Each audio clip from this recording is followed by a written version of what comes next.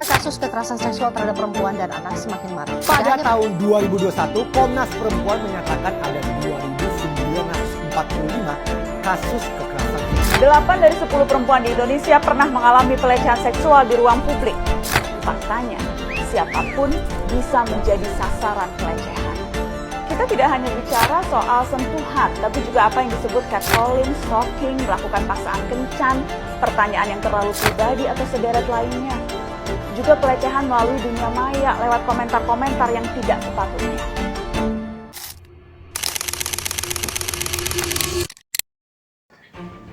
Good morning everyone, welcome to Indonesia News Today.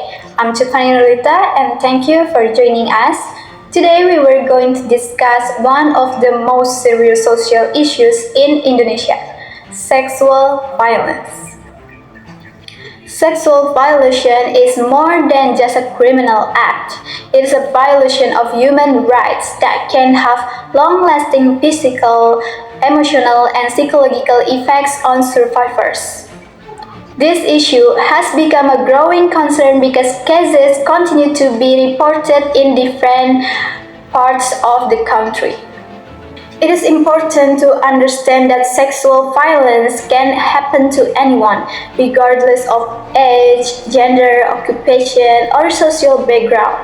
Although women and girls represent many reported victims, men and boys can also become victims.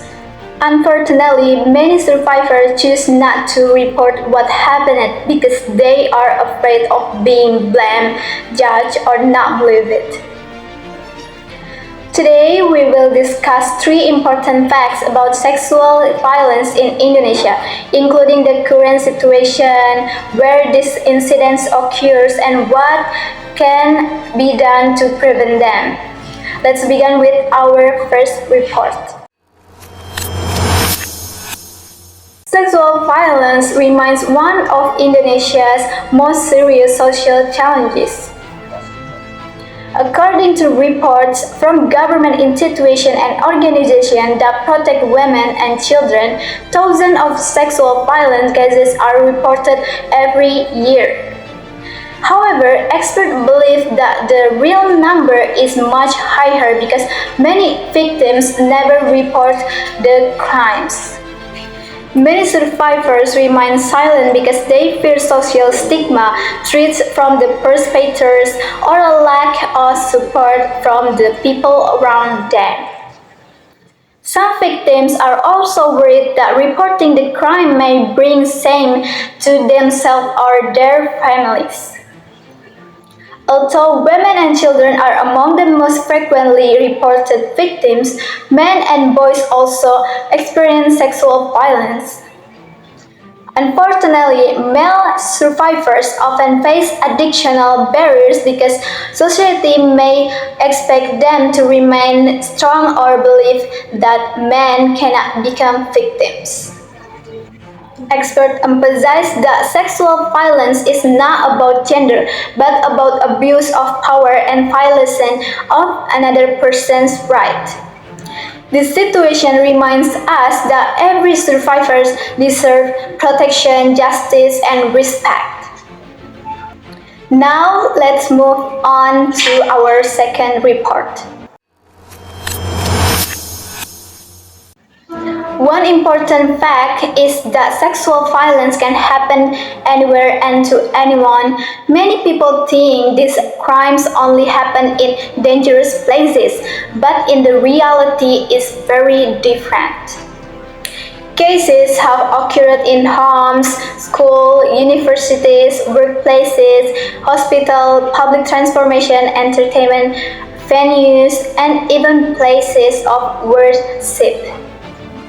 Because of this, experts emphasize that everyone should be aware of inappropriate behavior and understand the importance of respecting personal boundaries and consent.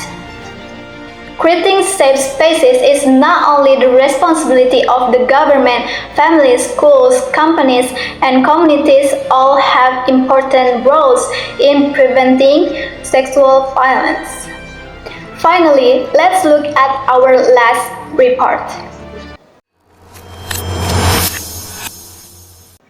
To respond to the growing number of cases, the Indonesian government has strengthened legal protection through the Sexual Violence Crime Law, also known as the TPKS Law. This law aims to improve the protection of victims, strengthen law enforcement, and ensure that perpetrators receive appropriate punishment. However, experts believe that laws alone are not enough.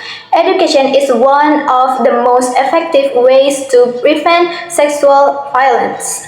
Parents should teach children about body safety and personal boundaries from an early age. Schools and universities should provide education about respect, consent, and healthy relationships. Workplaces should establish clear policies against harassment and create self-reporting systems. Meanwhile, society should support victims instead of blaming them and encourage everyone to speak up when witnessing inappropriate behavior. Only through cooperation between the government, educational institutions, families, communities, and law enforcement can Indonesia create a safer environment for everyone. Before ending today's report, let us remember that sexual violence is not only a legal issue but also a human rights issue. By raising awareness, supporting survivors, educating future generations, and enforcing the law fairly, we can help reduce sexual violence and build a better Indonesia.